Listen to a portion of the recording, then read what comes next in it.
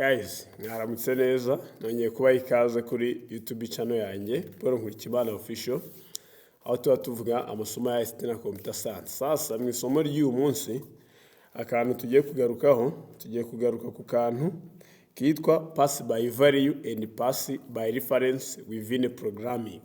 So now, turafungura dev yacu, tangemo comment, tuvuge pass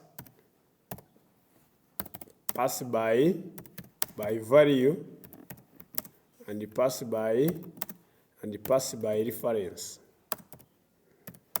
The pass by reference. Nuvango mu byitwa parameter passing techniques ni uburyo value iba passed ku yindi variable. There is actual variables and formal arguments. Just formal variables, receiving variables. So na hano tuvuge using namespace ctd angaha. So now turadekarara function wenda reka tuyite int, for example addition, hanyuma dushyiremo wenda variables zingahe ebyiri, int a, int b. Then after,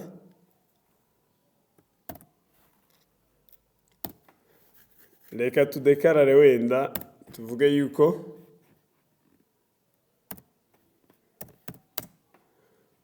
wenda int sum ingana na a plus b, then function can return something. Let us return sum like this.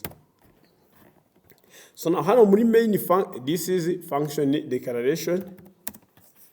Here the function declaration here hangaha. So this is a function definition hano. Iyo tuvuga function definition tuvuga akazi kari gukorerwa mu imbere muri function. So muri la function turi buzo gukoresha variable ebyiri a na b, izi ni parameter cyangwa formal arguments ya a plus b, hanyuma iyi sum yo int sum nuvuga ko ni variable ya gatatu iri bu storing a plus b. So now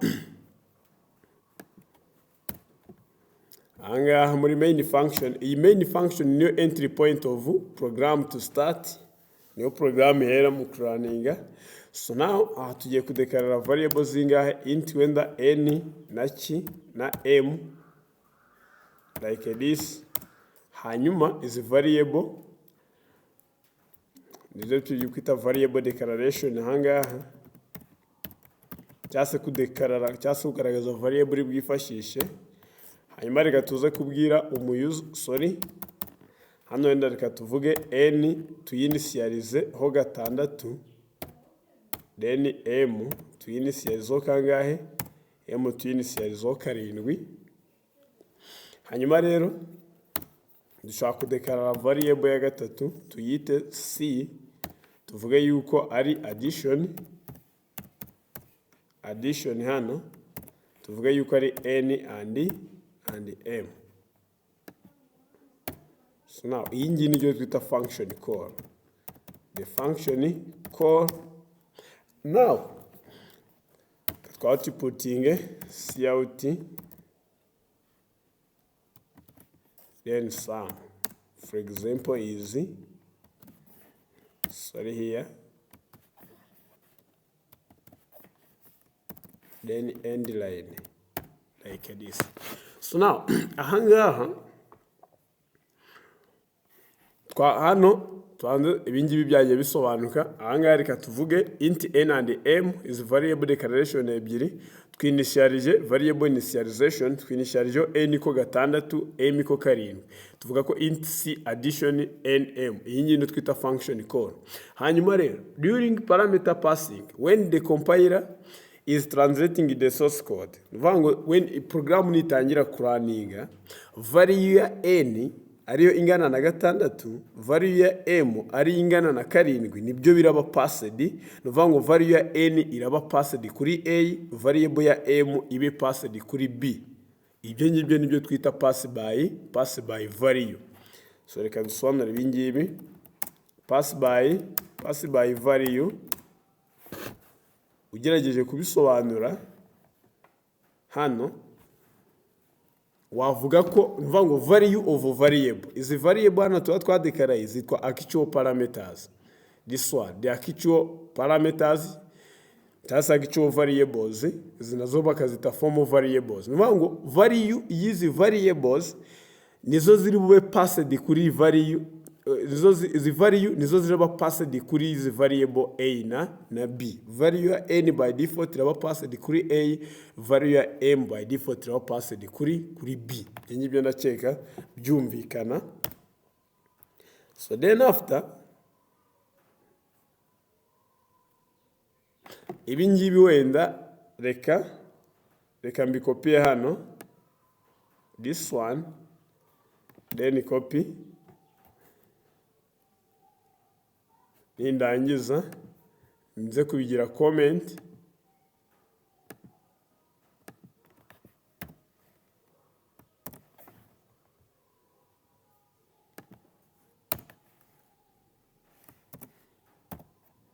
like this. Hanyuma ibi ngibi ngiye kongera mbikopiye hano like this. Then urabona biriya bya mbere twakoreshejemo pass by value, nabigize comment nkoresheje multiply comment. Iyi comment iri closed hano hagati, this one and this one, bino biba comment vango ni block ya programming tuyigize comment, ntago compiler iri buze kuyibona once we are compiling, ire bisimbuka irabyiginuringa nyine because it is a comment. So now hano dufata urugero, hano reka tudekarare pointer a, hanyuma hano tudekarare pointer b like this. Hanyuma ubwo sum hano rate ingana na this one plus then pointer like this. Hanyuma rero hano muri iyi function call ahangaha muri pass by reference dukoreshamo reference operator. No kuvuga iki? The reference operator is this one. Hano turakoresha ampersand here. Hanyuma hano ampersand. This is no kuvuga iki? Iyi function call hano dukoresheje reference operator, no kuvuga ngo this is pass by hano dukoresheje function call ariko dukoresheje reference operator. Ibyo nibyo byitwa pass by reference. Bishatse kuvuga iki rero sasa? Bishatse kuvuga ngo pass by reference here, bishatse kuvuga ngo address ya variable n niyo iraba passed kuri iyi pointer. Yanakeka byumvikana. I repeat once, nuvuga ngo the address iyi variable n muri memory tugicreating variable n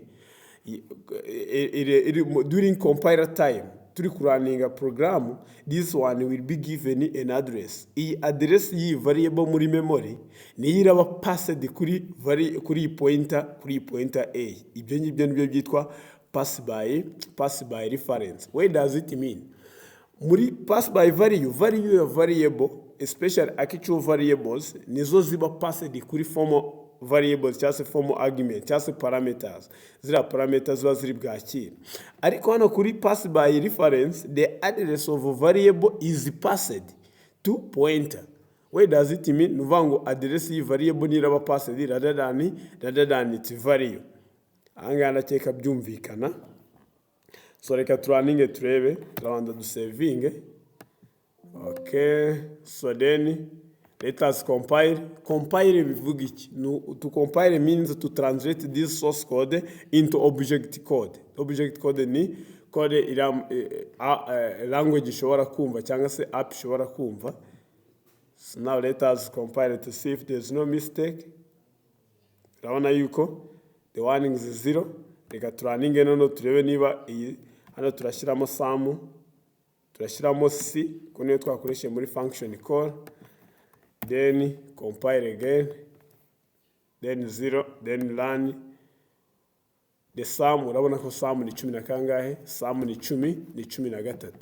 So nibi ngibi twakoresheje hano